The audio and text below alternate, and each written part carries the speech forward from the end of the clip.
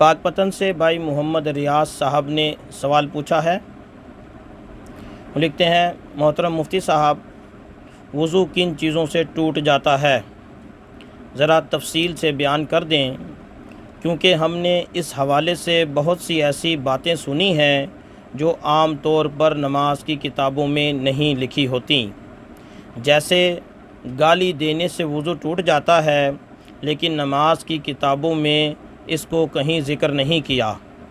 ایسے ہی برہنہ ہونے سے وضو ٹوٹ جاتا ہے، عام طور پر نماز کی کتابوں میں اس کا تذکرہ بھی نہیں ملتا۔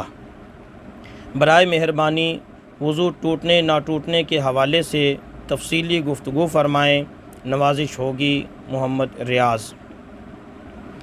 جی میرے محترم بھائی ریاض صاحب، میں وضو ٹوٹنے یا نہ ٹوٹنے کے حوالے سے تفصیلی گفتگو میں ابھی عرض کر دیتا ہوں۔ اس سے پہلے دو مغالطے آپ کے ختم کرنا چاہتا ہوں۔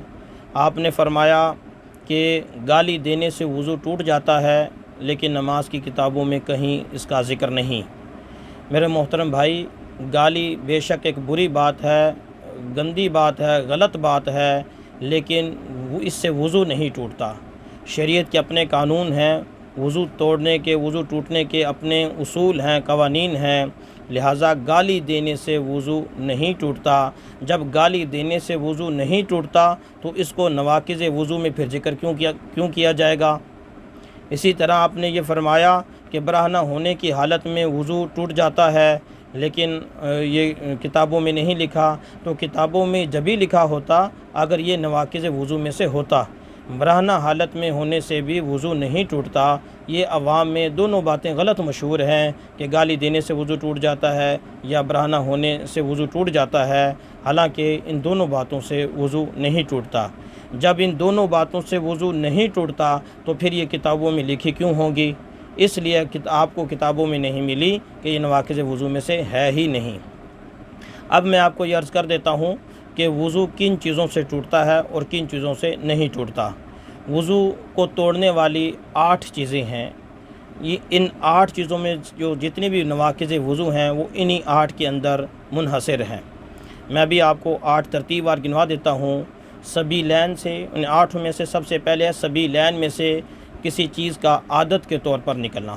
سبیلین یعنی بڑے پیشاب کی جگہ یا چھوٹے پیشاب کی جگہ، اس میں عادت کے طور پر نکلنے والی چیزیں ہوتی ہیں۔ اس سے پیشاب ہوتا ہے، پاخانہ ہوتا ہے، منی ہے، مزی ہے، ودی ہے، حیض ہے اور نفاس کا خون ہے، اور انہی چیزوں کے ساتھ مہلک ہے خروج ری ہونا یعنی ہوا کا نکلنا۔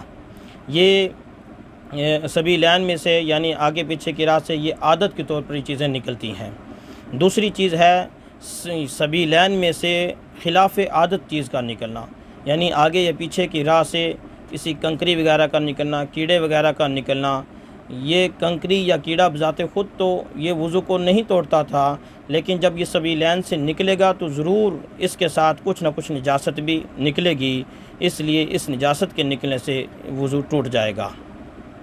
اور سبیلین میں سے خلاف عادت نکلنے والی چیز استحاضہ ہے، جو عورت کو بیماری کا خون آتا ہے وہ بھی خلاف عادت نکلنے میں شمار ہوتا ہے۔ تیسری چیز ہے پورے بدن پر یعنی سبیلین کے علاوہ جسم کے دیگر حصوں سے خون پیپ وغیرہ یا کچلو وغیرہ کا نکل کر ایسی جگہ تک بہہ جانا جس کو غسل میں دھونے کا حکم ہو۔ تو اگر کوئی خون اپنی جگہ سے نکلا اور آگے بہہ گیا، ایسی جگہ تک پہنچا جس کو غسل میں دھونے کا حکم تھا، تو اس سے وضو ٹوٹ جاتا ہے۔ اور اگر ایسی جگہ تک نہیں پہنچا جس کو غسل میں دھونے کا حکم ہو تو وضو بھی نہیں ٹوٹے گا۔ اس کی ایک مثال تو یہ ملتی ہے کہ آنکھ میں اگر کوئی دانہ وغیرہ ہو اور وہ پھٹ جائے اور آنکھ کے اندر خون پھیل جائے، ساری آنکھ میں پھیل جائے، لیکن جب آنکھ کو بند کیا جائے تو وہ باہر نظر نہ آئے، باہر نہ نکلے، تو ایسی صورت میں چونکہ آنکھ کا اندر کا حصہ غسل میں نہیں دھویا جاتا، یہ دھونا فرض نہیں ہے آنکھ کا اندر کا حصہ، تو لہٰذا وہ ایسے حصے تک رہا جس کو غسل میں دھونا لازم نہیں تھا، تو وضو بھی نہیں ٹوٹے گا۔ چوتھی چیز ہے نیند۔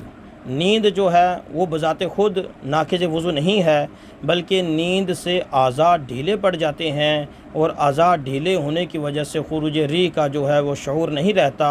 اس اعضاء ڈھیلے ہونے کو خروج ریح کے قائم مقام کر کے نیند کو بھی ناقض وضو قرار دیا گیا ہے۔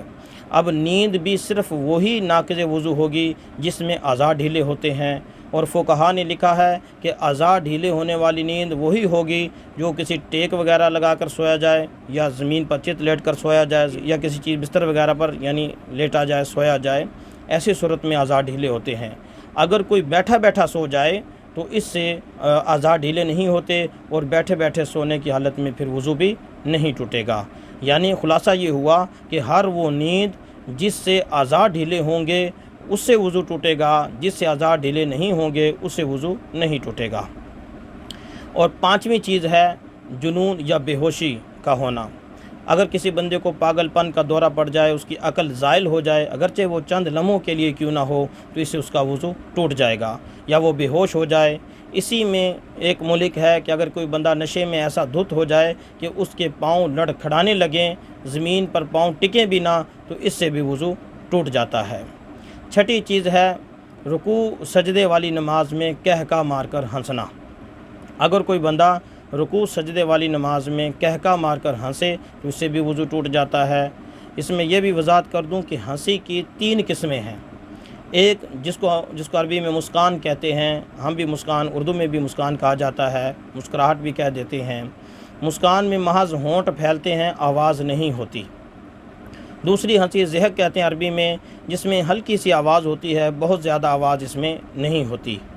تیسری قسم وہ ہے جس میں زیادہ آواز ہوتی ہے، اردو میں بھی اس کو کہکا کہتے ہیں، عربی میں بھی کہکا کہتے ہیں، جس کی عام سی تعریف سمجھنے کے لیے یہ ہے کہ جو آپ کے بالکل ساتھ بندہ کھڑا ہے اور جو اس کے ساتھ کھڑا ہے، اگر اس نے سن لیا تو یہ کہکا جو ہے وہ ایسا ہے جو نماز میں وضو کو توڑے گا، نماز بھی ٹوٹے گی۔ ظاہر سی بات اگر وضو ٹوٹے گا تو نماز بھی ٹوٹے گی، تو اس سے وضو جاتا رہے گا۔ لہٰذا رکوع سجدے والی نماز میں کہکا مار کر ہنسنے سے وضو ٹوٹ جائے گا۔ اس سے جنازے کی نماز نکل جائے گی۔ جنازے کی نماز میں اگر کسی نے کہکا مار کر کوئی ہنسا تو اس سے وضو نہیں ٹوٹے گا۔ 7ویں چیز ہے کہکا کرنا، منہ بھر الٹی آنا۔ اگر کوئی بندہ منہ بھر الٹی کرے تو اس سے وضو ٹوٹ جاتا ہے۔ اور منہ بھر الٹی کی جو تعریف یہ ہے کہ جو آسانی کے ساتھ جس کو بندہ روک نہ سکے، جس کو روکنے پر قادر نہ ہو، جیسے ہی الٹی آئے اور باہر نکل جائے تو یہ منہ بھر کہلاتی ہے، اس سے بھی وضو ٹوٹ جاتا ہے۔ اور 8ویں چیز ہے مباشرت فحشہ کہتے ہیں عربی میں اس کو، کہ 2 شرم گاہوں کا آپس میں اس طرح مل جانا کہ ان کے درمیان کوئی کپڑا وغیرہ کوئی حائل نہ ہو۔ 2 شرم گاہیں اگر آپس میں مل گئیں تو محض ان 2 شرم گاہوں کے ملنے سے ہی وضو ٹوٹ جائے گا، وضو جاتا رہے گا۔ یہ 8 چیزیں ہیں جن سے وضو ٹوٹتا ہے۔ ان کے علاوہ جو عوام میں مشہور ہو گئی ہیں باقی ساری من گھڑت ہیں کہ براہنہ ہونے سے وضو ٹوٹتا ہے، گالی دینے سے ٹوٹتا ہے، کوئی کس طرح کہہ رہا ہے، کوئی کس طرح کہہ رہا ہے۔ بعض معذور کی ایسی صورتیں بنتی ہیں کہ معذور کا جو شرعی معذور ہے اس کا وضو ٹوٹتا ہے، جب نماز کا وقت نکلے تو اس کا وضو ٹوٹتا ہے، وہ ایک الگ مسئلہ ہے۔ ایک عام صحت مند بندے کی جو عام طور پر معاملہ پیش آتا ہے وہ یہی ہے جو میں نے عرض کر دیا۔ تو امید ہے کہ بات ساری سمجھ آ گئی ہوگی، اور یہ بھی امید ہے کہ وضو کے ٹوٹنے یا نہ ٹوٹنے کے حوالے سے یہ ایک مختصر ہی ہے، کوئی زیادہ بڑی ویڈیو نہیں ہوگی۔ یہ ایک ویڈیو انشاءاللہ آپ کی تشنگی کو ختم کرے گی، آپ کے سوالوں کا جواب دے گی، آپ کے پیدا ہونے والے وضو کے حوالے سے کہ وضو ٹوٹتا ہے یا نہیں ٹوٹتا۔ ان میں ایسے اصول ذکر کر دیے گئے ہیں جن سے جو بات نہیں بھی اگر ذکر کی گئی تو انشاءاللہ وہ بھی آپ اس ویڈیو کو سن کر دیکھ کر انشاءاللہ اس کا بھی مسئلہ حل کر سکیں گے۔